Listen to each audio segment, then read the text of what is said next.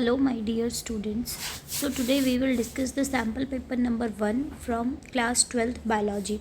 So we are going to discuss the question number 21. In the given figure shows the karyotype of the child who is suffering from the sex chromosomal abnormality. एक बच्चा है जिसे sex chromosomal abnormality हो गई है which occurs due to the failure of segregation of chromatids during the cell division. Cell division में chromatids को segregate करना था बट क्रोमेटिड्स सेग्रीगेट नहीं किए which result into the gain और loss of the chromosome which is known as aneuploidy. ये बोल रहे हैं, कई बार आपसे यही क्वेश्चन पूछ लिया जाता है कि एन्यूप्लॉइडी क्या होती है. तो due to fail of the segregation of chromatids, जैसे ये क्रोमेटिड्स हैं, this is chromosome number 1, this is chromosome number 1. तो मियोसिस 1 के अंदर ये क्रोमोसोम सेपरेट हो जाते हैं एंड मियोसिस 2 के अंदर ये क्रोमेटिड्स सेपरेट होते हैं. ये क्रोमेटिड सेपरेट होने के बाद एक ऐसे क्रोमोसोम बिहेव करता है. बट क्या होता है कि क्रोमेटिड्स अगर सेपरेट नहीं हो पाते हैं तो एक ही तरफ 2 क्रोमोसोम चले जाएंगे और दूसरे वाले गैमेट के अंदर एक क्रोमोसोम कम रह जाता है. तो क्रोमोसोम्स के सेग्रीगेशन ना होने की वजह से सेल डिवीज़न में या तो गेन होता है एक क्रोमोसोम का या तो लॉस होता है किसी को एक क्रोमोसोम का, and this is known as aneuploidy. तो एक कैरियोटाइपिंग दी हुई है. कैरियोटाइपिंग क्या होती है ये भी क्वेश्चन पूछा जाता है आपसे. कैरियोटाइपिंग होती है कि किसी जो क्रोमोसोम्स हैं उनको ड्रॉ करके उन्हें ग्राफिकल रिप्रेजेंटेशन में दिखाना इस कैरियोटाइपिंग.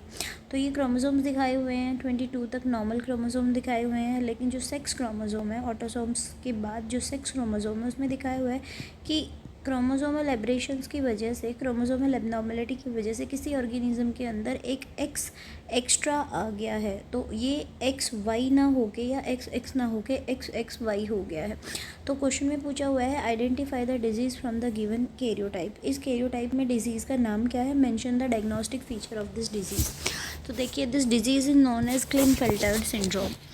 इसे हम क्लिनफेल्टर सिंड्रोम बोलते हैं, जो कि मेल्स के अंदर होता है. यहाँ पर मेल्स में एक एक्स्ट्रा कॉपी एक्स क्रोमोसोम की आ जाती है, जिसकी वजह से मेल के अंदर जो है फीमेलनेस के कैरेक्टर्स दिखाई देने लग जाते हैं. ऑल्दो उनकी बॉडी जो है वो मस्कुलाइन होती है, लेकिन जो मेल्स हैं उनमें गायनेकोमेस्टिया होता है. Gynaecomastia is the development of the breast in case of male. और जो ये मेल होते हैं, ये मेल जो है वो स्ट्राइल मेल्स होते हैं, यानी कि ये फर्टाइल मेल्स नहीं हैं. तो जो डिज़ीज़ है, डिज़ीज़ का नाम है हमारा क्लिनफेल्टर सिंड्रोम, जिसमें कि क्रोमोसोम का नंबर 47 हो जाता है, 46 ना होके एक एक्स्ट्रा क्रोमोसोम एक्स की कॉपी यहाँ पर प्रेजेंट होती है. नेक्स्ट क्वेश्चन है क्वेश्चन नंबर 22, जिसके बारे में पूछा हुआ है कि हमें डिफरेंस बताना है एक्टिव एंड पैसिव इम्यूनिटी के बारे में. तो देखिए, एक्टिव इम्यूनिटी कौन सी इम्यूनिटी होती है. अगर हम एक्टिव इम्यूनिटी की बात करें तो एक्टिव इम्यूनिटी वो इम्यूनिटी है जब कोई ह्यूमन या कोई भी ऑर्गेनिज्म पैथोजन के डायरेक्ट कांटेक्ट में आता है, और पैथोजन के डायरेक्ट कांटेक्ट में आने की वजह से जब वो अपने अंदर एंटीबॉडी प्रोड्यूस करता है उसके अगेंस्ट, तो वैसी एक्टिविटी को हम एक्टिव इम्यूनिटी बोलते हैं. यानी कि जहाँ पर पैथोजन का एनकाउंटर करने के बाद कोई इम्यूनिटी गेन करता है ऑर्गेनिज्म, उसे हम एक्टिव इम्यूनिटी बोलते हैं. On the other hand passive immunity में क्या होता है कि already readymade antibodies are given to the patient. किसी भी पेशेंट को रेडीमेड एंटीबॉडी दी जाती हैं तो वो क्या हो जाती हैं, पैसिव इम्यूनिटी के अंदर आती है. जैसे वैक्सीनेशन कर रहे हैं हम, या हम एंटी टॉक्सिन दे देते, टेटनस इंजेक्शन लगा देते हैं किसी के अंदर, या फिर हम एंटी विमिन दे देते हैं स्नेक बाइट के केस में, वो सब पैसिव इम्यूनिटी के एग्जाम्पल है.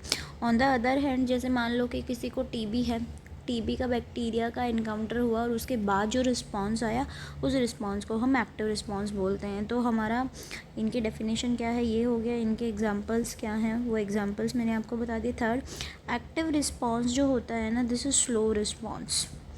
धीरे धीरे बॉडी में एंटीबॉडी बनती हैं, जबकि जो पैसिव रिस्पांस होता है this is very quick.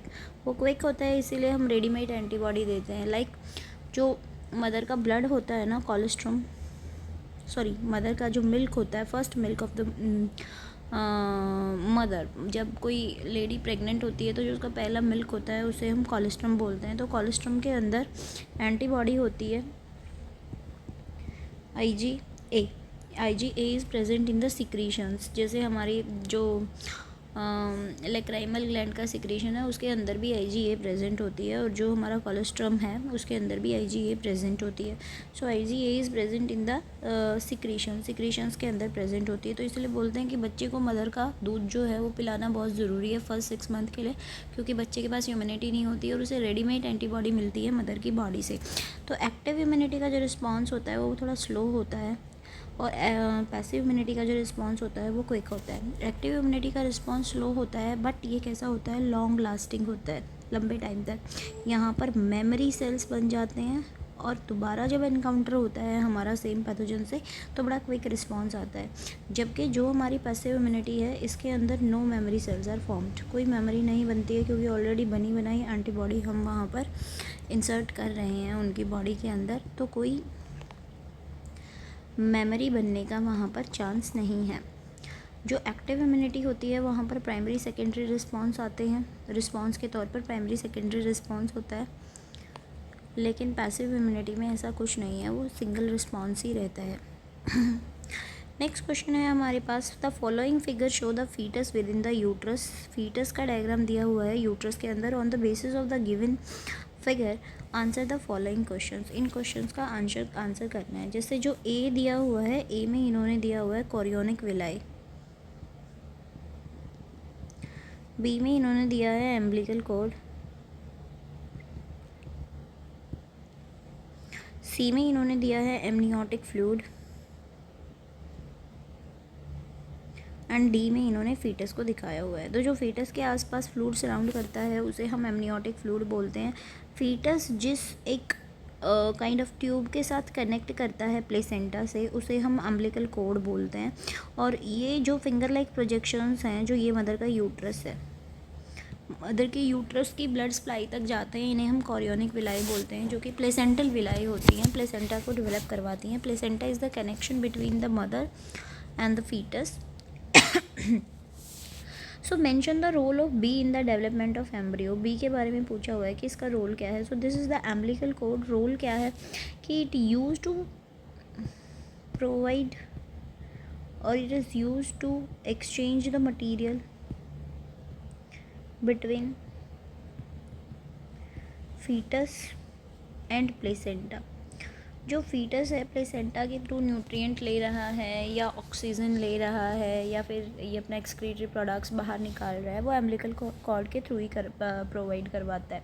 So umbilical cord provide the connection between the foetus and the placenta, and it is the way by which fetus is connected to placenta and it can exchange the material with the placenta. Name the fluid which surround the embryo. Embryo को यानी कि इस developing foetus को जो surround करता है fluid उसे हम एमनियोटिक फ्लूइड को बोलते हैं. एमनियोटिक फ्लूइड के सेल्स को, एमनियोटिक फ्लूइड के अंदर कुछ फीटल सेल्स होते हैं, उन फीटल सेल्स को चेक करके हम ये पता कर सकते हैं कि जो फीटस है क्या उसे कोई डिसऑर्डर है, जेनेटिक डिसऑर्डर है. सॉरी, जेनेटिक डिसऑर्डर तो जीन से पता करते हैं, लेकिन क्या उसे कोई क्रोमोसोमल एबनॉर्मेलिटी है, उन सेल्स को चेक करके हम उसकी क्रोमोसोमल एबनॉर्मेलिटीज़ का पता लगा लेते हैं. And this technique is known as amniocentesis बोलते हैं, जिसका कि मिसयूज़ किया जाता है सेक्स डिटर्मिनेशन के लिए, इसलिए इंडिया में इसको बैन कर दिया गया था. एमनियोसेंटेंसिस पर भी एक क्वेश्चन आपके पास आ जाता है. इसके अलावा एमनियोसेंटेंसिस के अंदर ही यानी कि फीटस के जो सेल्स होते हैं या जो एमनियोटिक फ्लूइड होता है, इसके अंदर, इस एमनियोटिक फ्लूइड के अंदर फीटस का भी कुछ फ्लूइड होता है. उस सीरम को चेक करके हम जेनेटिक डिसऑर्डर्स का भी पता लगा सकते हैं.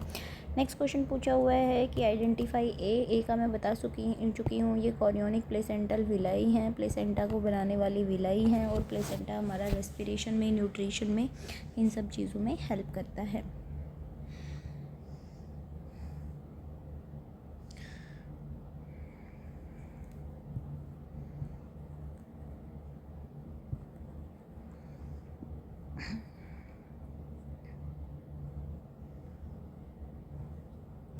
Next is question number 24. Question number 24 में पूछा गया है कि जो रिंग वॉर्म होता है, a person is suffering from the ringworm disease, mention the pathogen. किस पैथोजन की वजह से होता है, give the symptoms of the disease along with the transmission.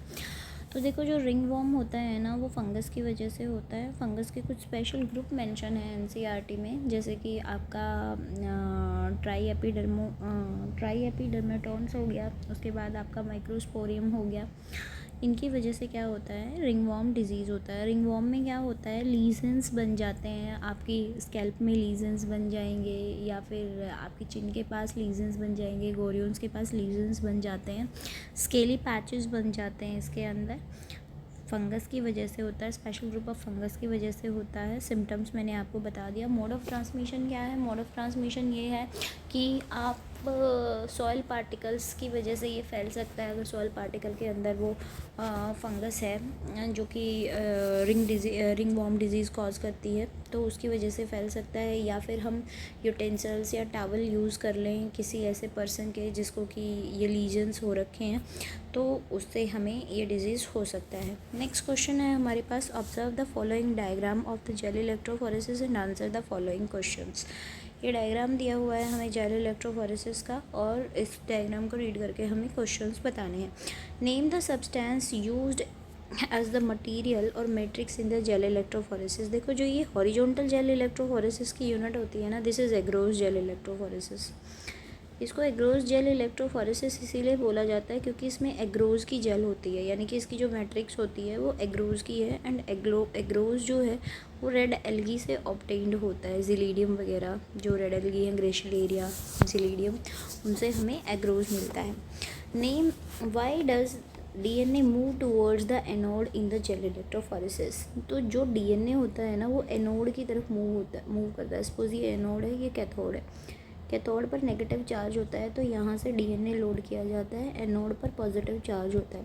Because DNA is negatively charge, तो इसलिए डीएनए एनोड की तरफ मूव करता है, क्योंकि नेगेटिव चार्ज पॉजिटिव चार्ज की तरफ मूव करता है। इसके अलावा ये कैसे मूव करता है कि लार्जर फ्रेगमेंट्स आगे की तरफ रह जाते हैं और स्मॉलर फ्रेगमेंट्स जो हैं वो क्रॉस कर जाते हैं मैट्रिक्स को।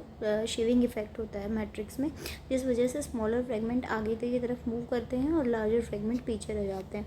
यहाँ पर आप ध्यान से देखोगे ना, हर किसी के अंदर जो है फ्रेगमेंट मूव किए हुए हैं एक्सेप्ट दिस वन। तो ये अनडाइजेस्टेड सैंपल लोड कर दिया है, इस वजह से ये मूव नहीं कर पाया। How one can observe the DNA after gel electrophoresis. जब ये जेल इलेक्ट्रोफोरेसिस हो जाती है ना, उसके बाद भी हमें डीएनए दिखाई नहीं देते। हमें डीएनए देखने के लिए क्या करना होगा, we have to dye the DNA. DNA को डाई किया जाएगा, स्टेनिंग की जाती है डीएनए की। स्टेनिंग करते हैं हम इथीडियम ब्रोमाइड से। इथीडियम ब्रोमाइड से स्टेनिंग करने के बाद हमें ऑरेंज कलर के बैंड्स दिखाई देते हैं, लेकिन इन ऑरेंज कलर के बैंड्स को देखने के लिए भी हमें ऑटो रेडियोग्राफी करनी होगी, तभी हमें ये ऑरेंज कलर के बैंड्स दिखाई देते हैं। उसके बाद we can elute these bands. इन बैंड्स को यहाँ से एक्सट्रैक्ट करना is known as elution. This question was also asked in the CBSE की what is elution. Next question है क्वेश्चन नंबर 26। इसमें बोला है a decade ago the Abingdon tortoise were abundant on the Galapagos island but now this species has been extinct. ये बोल रहे हैं कि एक टाइम ऐसा था जब क्या था, गैलापागोस आइसलैंड के ऊपर जो हमारे ये एबिंगडोन टॉर्टोइज हैं ये काफ़ी सारे होते थे, बट अब क्या हुए हैं कि ये वहाँ से एक्सटिंक्ट हो चुके हैं।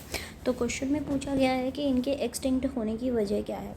तो बेटा गैलापागोस आइसलैंड के ऊपर गॉट जो है, गॉट की ब्राउजिंग जो है वो बढ़ गई थी।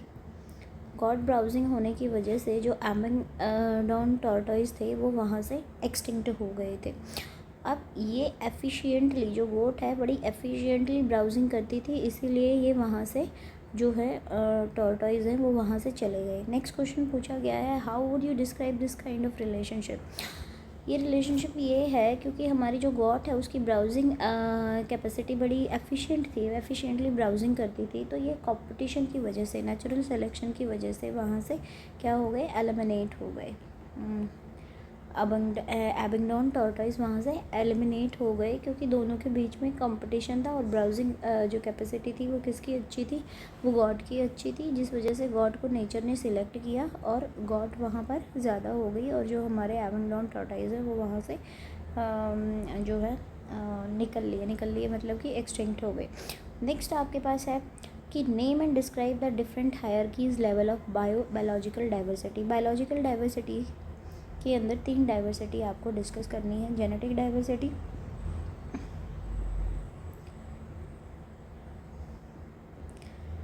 Species diversity and third is ecological diversity. देखो, जेनेटिक डाइवर्सिटी का मतलब क्या है। जेनेटिक डाइवर्सिटी होता है कि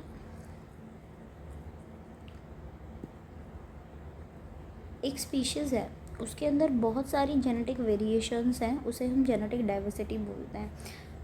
जेनेटिक डाइवर्सिटी का मतलब क्या है कि किसी स्पीशीज़ के अंदर बहुत सारी जेनेटिक वेरिएशंस हो जाएं तो और उस स्पीशीज़ की बहुत सारी वैरायटी हमारे पास एग्जिस्ट करें। फॉर एग्जांपल, हमारे पास एक प्लांट है रिवॉल्फिया,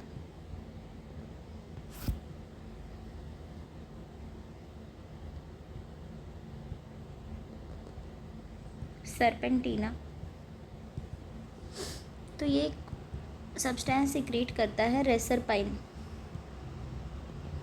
अब इस रेसरपाइन जो है, ये जो रिवॉल्फिया सर्पेंटीना है, ये हमें through out the Himalayan range मिलता है। लेकिन जो ये रेसरपाइन सीक्रेट करता है ना, इसकी पोटेंसी में, यानी कि इसके वर्क करने की कैपेसिटी में और इसकी कंसंट्रेशन का जो लेवल है, यानी कि कहाँ पर गाढ़ा बन रहा है, कहीं पर ये गाढ़ा नहीं बन रहा है, ये अलग अलग है।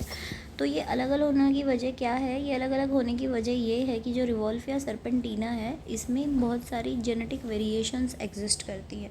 ऐसे ही हमारे पास जो हैं वो लगभग इंडिया के अंदर 50,000 के करीब इंडिया के अंदर राइस की वैरायटी एग्जिस्ट करती है 50,000 के करीब, और अप्रॉक्सीमेटली 10,000 के करीब हमारे पास मैंगो की वैरायटी एग्जिस्ट करती हैं। This is due to genetic diversity, this is due to genetic variation. Next है हमारी स्पीशीज़ डाइवर्सिटी, यानी कि एक स्पीशीज़ के अंदर बहुत सारी डाइवर्सिटी है। जैसे कि अगर हम बोले एम्फीबियंस जो हैं वो वेस्टर्न घाट पर आपको ज़्यादा मिलेंगे एज़ कम्पेयर टू ईस्टर्न घाट। अगर हम इकोलॉजिकल डाइवर्सिटी की बात करें तो इकोसिस्टम के बारे में यहाँ पर बात की गई है। जैसे कि अगर हम इंडिया में बात करें तो इंडिया में हमारे पास क्या होंगे, डेजर्ट्स होते हैं, रेड फॉरेस्ट होते हैं इंडिया के अंदर ग्रासलैंड्स मिलेंगी आपको। लेकिन अगर हम बात करें